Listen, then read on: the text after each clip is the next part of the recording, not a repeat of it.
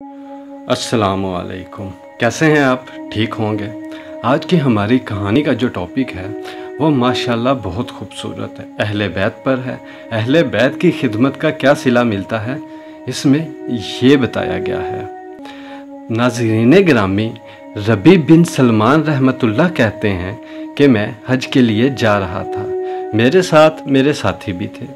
जब हम कोफा पहुँचे तो वहाँ ज़रूरियात सफ़र ख़रीदने के लिए बाज़ारों में घूम रहा था कि देखा एक वीरान सी जगह में एक खच्चर मरा हुआ था और एक औरत जिसके कपड़े बहुत पुराने बुसीदा से थे, चाकू लिए हुए उसके गोश्त के टुकड़े काट काट कर एक ज़ंबील में रख रही थी। मुझे ये ख्याल हुआ कि ये मुर्दार गोश्त ले जा रही है, इस पर सकूत हरगिज़ नहीं करना चाहिए। शायद ये औरत लोगों को यही पका कर खिलाती हो। सो मैं चुपके से उसके पीछे हो लिया, इस तरह के वो मुझे न देखे। वो औरत एक बड़े मकान में पहुंची जिसका दरवाज़ा भी ऊंचा था। उसने जाकर दरवाज़ा खटखटाया। अंदर से आवाज़ आई, कौन है? उसने कहा, खोलो, मैं बदहाल हूँ। दरवाज़ा खोला गया और घर में 4 लड़कियां नज़र आई जिनके चेहरे से बदहाली और मुसीबत के आसार जाहिर हो रहे थे। वो औरत अंदर आ गई, ज़ंबील उन लड़कियों के सामने रख दी। मैं कुंवारों की दर्जों से झांक रहा था। मैंने देखा अंदर से घर बल्कि बर्बाद और खाली था। उस औरत ने रोते हुए लड़कियों से कहा, इसको पका लो और अल्लाह का शुक्र अदा करो। वो लड़कियां गोश्त काट काट कर उसको आग पर भूनने लगी। मुझे बहुत तकलीफ़ हुई। मैंने बाहर से आवाज़ दी, ए अल्लाह की बंदी, अल्लाह के वास्ते इसको ना खा। वो कहने लगी, तू कौन है? मैंने कहा, मैं एक परदेसी हूँ। उसने जवाब दिया, तू हमसे क्या चाहता है? 3 साल से ना हमारा कोई मुअय्यन है और ना कोई मददगार। तू क्या चाहता है? मैंने कहा, मजूसियों के एक फ़िरके के सिवा मुर्दार का खाना किसी मज़हब में जायज़ नहीं।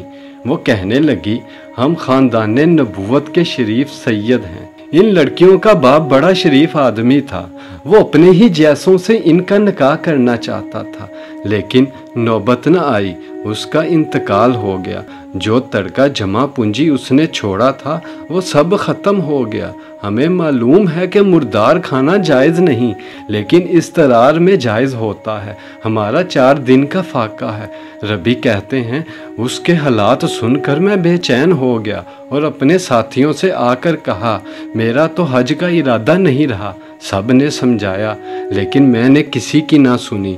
मैंने अपने कपड़े और एहराम की चादरें और जो सामान मेरे साथ था वो सब लिया और नगद 600 दरहम थे वो लिए और इनमें से 100 दरहम का आटा खरीदा और बाकी दरहम आटे में छुपा कर उस बुढ़िया के घर पहुंचा और ये सामान और आटा वगैरह उसको दे दिया।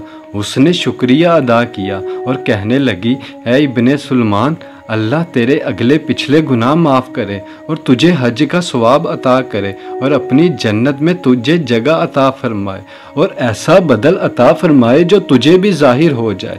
रबी कहते हैं, हज का काफ़िला रवाना हो गया। मैं उनके इस्तकबाल के लिए कोफा में ही रुका रहा ताकि उनसे अपने लिए दुआ भी करवाऊँ। जब हुज्जाज का एक काफ़िला मेरी आंखों के सामने से गुजरा तो मुझे अपने हज से महरूम रह जाने पर बहुत अफसोस हुआ और रंज से मेरे आंसू निकल आए। जब मैं उनसे मिला तो मैंने कहा, अल्लाह ताला तुम्हारा हज कबूल करे और तुम्हारे अखराजात का तुम्हें बदला अता फरमाए। उनमें से एक ने कहा, ये कैसी दुआ है? मैंने कहा, उस शख्स की दुआ जो दरवाजे तक की हाजिरी से महरूम हो। वो कहने लगे, बड़े ताज्जुब की बात है, अब तू इससे भी इनकार करता है कि तू हमारे साथ अरफात के मैदान में न था? तूने हमारे साथ तवाफ़ नहीं किए? मैं अपने दिल में सोचने लगा, ये अल्लाह का लुत्फ़ है। इतने में मेरे शहर के हाजियों का काफ़िला आ गया। मैंने कहा, अल्लाह ताला तुम्हारी सही मशकूर फरमाए, तुम्हारा हज कबूल फरमाए। वो भी कहने लगे, तू हमारे साथ अरफात में था, रमी जुमरात नहीं की तूने हमारे साथ, अब तू इनकार कर रहा है। उनमें से एक शख्स आगे बढ़ा और कहने लगा, भाई इनकार क्यों करते हो? تم ہمارے ساتھ مکہ میں نہیں تھے یا مدینہ میں نہیں تھے جب ہم قبر اطہر کی زیارت کر کے باب جبریل سے باہر کو آ رہے تھے؟ اس وقت ازدحام کی کثرت کی وجہ سے تم نے یہ تھیلی میرے پاس امانت رکھوائی تھی جس کی مہر پر لکھا ہوا ہے من عاملنا ربح، جو ہم سے معاملہ کرتا ہے نفع کماتا ہے۔ اس نے کہا یہ لو اپنی تھیلی واپس۔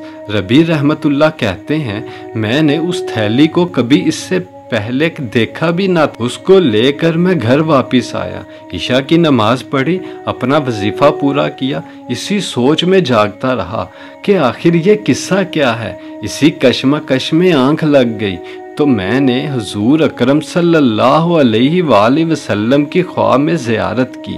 حضور اکرم صلی اللہ علیہ وآلہ وسلم نے تبسم فرماتے ہوئے ارشاد فرمایا اے ربی، آخر ہم کتنے گواہ اس پر قائم کریں کہ تو نے حج کیا ہے، تو مانتا ہی نہیں۔